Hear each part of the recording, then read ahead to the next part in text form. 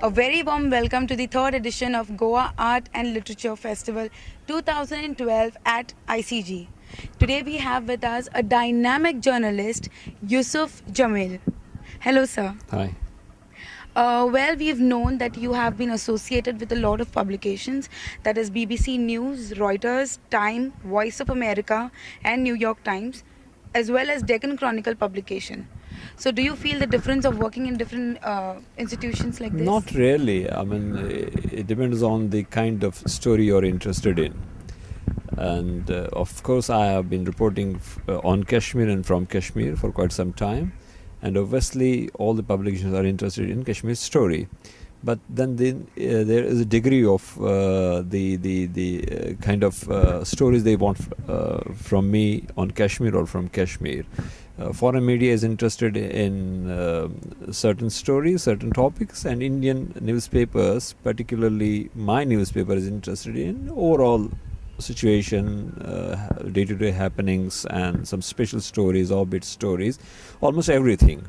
Whereas the foreign media is interested in special stories, maybe something bad is happening around, and they ask me to do a story, or something really earth-shaking event is taking place, and it's in a way it is an occasional kind of work that I do for them, not on a regular basis. Yes, of course, special stories, stories related to culture of Kashmir, stories related to the lifestyle of people, yes, of course. But if you talk about hard news, hard stories, they are not interested. I mean, I'm talking about foreign media, newspapers like New York Times and Time Magazine. They are interested in few stories, not all stories. Okay.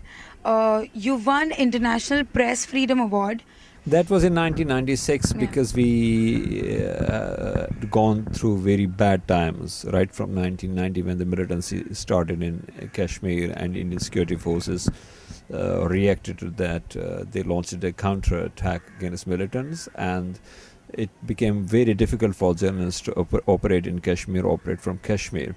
So I was one of the journalists who had to face tremendous pressure from all parties to the conflict. And in fact, I had 6 attacks on me, on my life. And the last incident was a parcel bomb which I received in my office, which killed one of my colleagues, photographer Mushtaq Ali, and injured myself and another photographer, Habibullah Nakash. So keeping in view that, because I refused to succumb to any kind of pressure, and I had attacks from almost everybody. So in recognition of that, in recognition of what they said, that my courage to face the situation and still not allow myself to to fall prey to any kind of pressure, they gave me this award. That was in 1996. It is an organization which is meant for protecting journalists all over the world who are facing any kind of problems while reporting or while writing on any issue or certain issues or whatever.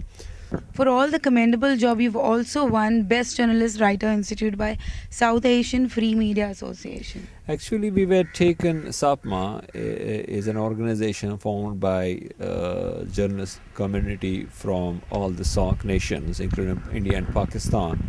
So I was part of a delegation which was taken to the other side of Kashmir. We went to Lahore, we went to Islamabad, we went to different parts of Pakistan, and also Pakistani administered Kashmir and Gilgit. We went up to Gilgit also. On my return, I wrote a series of articles in a local newspaper after seeking permission from my employers. So the newspaper is called Kashmir Uzma. It is an Urdu newspaper. I wrote about 30. It was a series of 30, articles in our visit, in my experiences that I had on the other side of the line of actual control, and in Pakistan as well. So they thought that it was a good piece of narrative, and I had done justice with what I had gone for to Pakistan and to Pakistani administered Kashmir. So they gave me this first, award. Do you face a similar type of threats for writing any controversial issues like this? That was, I mean, things have changed for better, but there were times when we were really, I mean, not only me, but everyone else in my profession was facing problems. And in fact, we lost 12 or 13 people in conflict. They were killed either by army or other security forces, or by militants, or by unidentified militants. Or some people, were killed while covering incidents. Like a photographer who was working for Hindustan Times, he was from Delhi. He had come to Srinagar. There was a car bomb explosion in an area called Residency Road. He went there to cover that incident, the impact of the bomb explosion. Suddenly another bomb went off and he died. He was killed. It's really nice that you have such a fearless spirit, and particularly people should understand this, because nowadays youth, they don't understand what it is about writing. They would not opt for writing something controversial. Would you like to tell our young audience out there who's watching that it is not really about writing and earning, it's about writing the facts? Yes, I mean, you have to decide it and what you are going to do.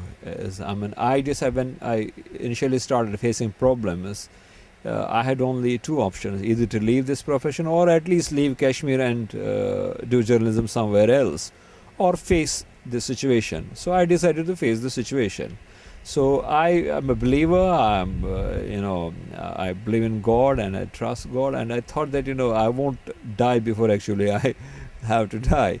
So I face it. Yes, of course, I faced problems. I faced problems on family front, because I was injured in a couple of incidents. In these incidents, I narrowly escaped in these attempts to kill me.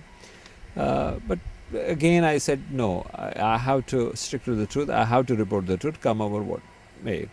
So eventually, I personally believe that people then started realizing that he is not the kind of guy who can be lead, and then the problems started disappear. I don't face any problems anymore in Kashmir, but still the situation is such that you have to be very cautious. But again, I would say that unmindful of what is happening, I don't know what can happen to us, unmindful of consequences. I have tried to report the things as they are, or as they were. And finally, everybody recognized that. And initially, I was accused of being hand in glove with militants by the government forces.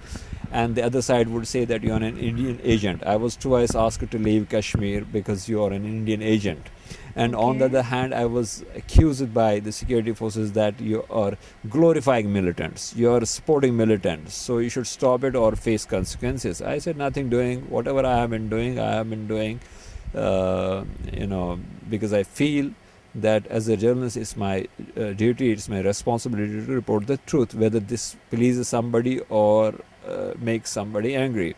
So finally, eventually, everybody accepted this fact, acknowledged this fact, that Yusuf Jamil was not doing something what he should not have done as a journalist. So fair enough, okay. This had to happen with me. This was destiny. We had to lose a good friend of ours, and nobody could stop that.